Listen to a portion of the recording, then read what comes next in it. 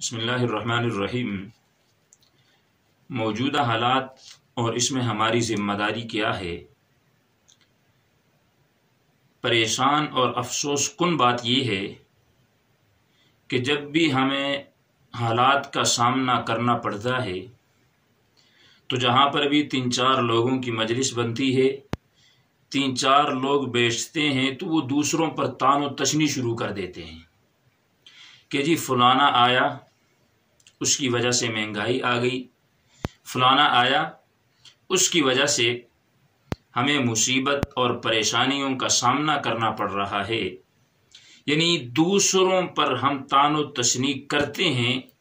لیکن اپنے گریبان میں جھانک کر نہیں دیکھتے، جبکہ سب سے بنیادی چیز جو ہے وہ یہ ہے کہ ہر انسان جو ہے یہ اپنی اصلاح کرے۔ ہر انسان جب اپنی اصلاح کرتا ہے، اپنے آپ کو درست کرتا ہے، تو پھر خدا کی قسم ساری کی ساریاں پریشانیاں جو ہے، ساری کی ساری مصیبتیں جو ہے وہ ختم ہو جاتی ہے۔ جب انسان اپنی اصلاح کرتا ہے، اپنے آپ کو درست کرتا ہے، اپنے اعمال، افعال، اقوال تمام کے تمام کو شریعت کے مطابق کرتا ہے، تو پھر ساری کی ساری پریشانیاں جو ہے وہ ختم ہو جاتی ہے۔ ہم اپنی گناہوں کا، اپنی بدفعلیوں کا، اپنی بد اخلاقیوں کا جو بوجھ ہوتا ہے وہ یا تو ہم ڈالتے ہیں ملک کے وزیر اعظم پر، یا اس کو ہم ڈالتے ہیں کسی بڑے سربراہ پر،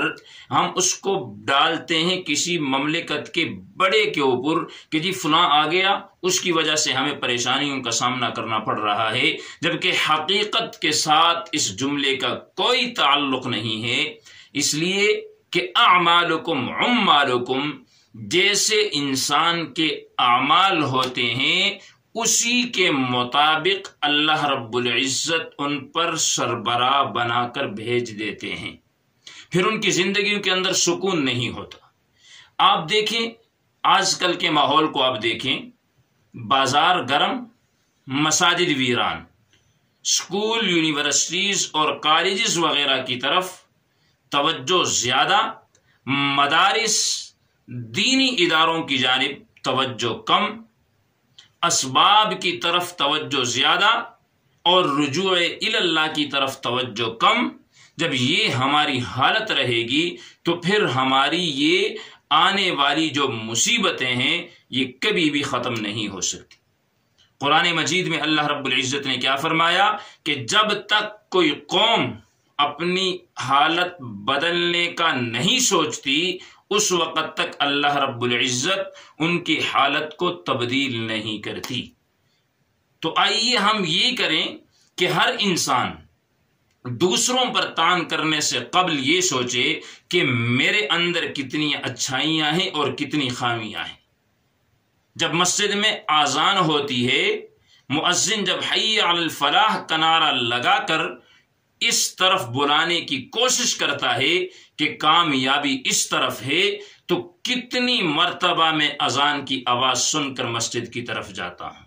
میں تو کامیابی کاروبار میں سمجھتا ہوں، میں تو کامیابی دنیا کی اس زندگی کے اندر سمجھتا ہوں۔ تو جب ہم دنیا کی زندگی میں کامیابی سمجھے، ہم دنیا کی زندگی کو ہی اصل اپنا جو زندگی کا ایک مقصد ہے وہ سمجھے، ہم مسجدوں کی طرف نہ جائیں، ہم رجوع اللہ نہ کریں، جہاں پر ہم 3-4 آدمی بیٹھیں تو دوسروں کی غیبت شروع کریں، اور موجودہ حالات جو بنتے ہیں ان حالات کا ذمہ دار جو ہے یا تو ہم وقت کے حکمراں کو ٹھہرائے یا ہم علاقے کے بڑے کو ٹھہرائے۔ تو میرے بھائی اس وقت ہماری یہ پوزیشن رہے گی کہ ہم پر مصیبتوں سے مصیبتیں آتی رہے گی، ہم اچھے حالات کی طرف نہیں جا سکتے۔ اگر ہم یہ چاہیں کہ ہمیں اچھے حالات ملے، یہ مہنگائی ختم ہو، یہ کرونا وغیرہ کی جو مصیبتیں آ رہی ہیں یہ ختم ہو جائے، تو اس کا ایک ہی طریقہ ہے، اور وہ طریقہ یہ ہے کہ ہر بندہ دوسرے کی طرف انگلی سے اشارہ نہ کرے۔ یہ یاد رکھیے گا کہ انسان اگر ایک انگلی سے دوسرے کی طرف اشارہ اشارہ کرتا ہے تو یہ 3 انگلیاں اسی کی طرف اشارہ کر رہی ہوتی ہیں کہ اگر اس کے اندر ایک غلطی ہے تو تیرے اندر 3 غلطیاں ہیں. تو بجائے دوسروں کی غلطیوں کو گنوانے کے اگر ہم اپنے آپ کو درست کر لیں، اپنی اصلاح کر لیں، تو یہ حالات جو ہے اس کا کایا جو ہے وہ پلٹ جائے گا. یہ برے حالات اچھائی کی طرف چلے جائیں گے. حضرت ذوالنون مصری رحمت اللہ علیہ ایک بہت بڑے بزرگ گزرے ہیں. ایک شخص ان کے پاس آتا ہے کہ حضرت قحط پڑا ہوا ہے، بارشیں نہیں ہو رہی. تو بجائے، وہ تو اللہ کے ولی تھے، اللہ کے بہت بڑے بزرگ تھے، ان کو تو یہ چاہیے تھا کہ اہل علاقہ جو بستی کے لوگ ہیں یہ اپنے حالات ٹھیک کریں، اپنے اعمال ٹھیک کریں، اپنے اقوال اور افعال ٹھیک کریں، بجائے ان پر تان کرنے کے کہ خود کہنے لگے کہ یہ جو بارشیں نہیں ہو رہی، یہ جو قحط پڑا ہوا ہے، یہ میری نحوست ہے. وہ اللہ کا ولی کہہ رہا ہے کہ یہ میری نحوست ہے، اس وجہ سے نہیں ہو رہی، مجھے یہ بستی چھوڑ دینی چاہیے. تو اس لیے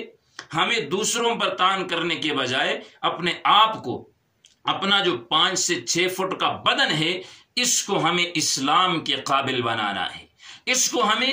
شریعت محمدیہ کے قابل بنانا ہے، اس کو ہمیں اللہ کے احکامات کے قابل بنانا ہے. جب ہم اس کو اللہ کے احکامات کے قابل بنائیں گے، جب 5 وقت کی اذان ہوگی ہم بازار کی طرف مسجد میں جائیں گے، جب ہم پر مشکل آئے گی ہم دوسروں پر تان و تشنیع کرنے کے بجائے اللہ کے حضور آ کے 2 رکعت نفل پڑھ کے اللہ سے مشکلوں کو حل کروائیں گے تو پھر ہماری پریشانیاں ختم ہو جائے گی. اسی لیے تو کہا نا کہ خدا نے آج تک اس قوم کی حالت نہیں بدلی کہ جن کو اپنے حالت بدلنے کا خود خیال ہی نہیں ہوتا. اگر ہم اپنی حالت درست کریں، اپنے آپ کو راہ راست پہ لائیں، صراط مستقیم پہ چلنے کی کوشش کریں، اللہ سے ہدایت کے طالب ہوں، محمد الرسول اللہ کے طریقوں کو اپنائیں، حضرات صحابہ کرام کے نقش قدم پہ چلیں، تو پھر خدا کی قسم اللہ آج بھی وہی ہے جو بدر کے موقع پہ تھا،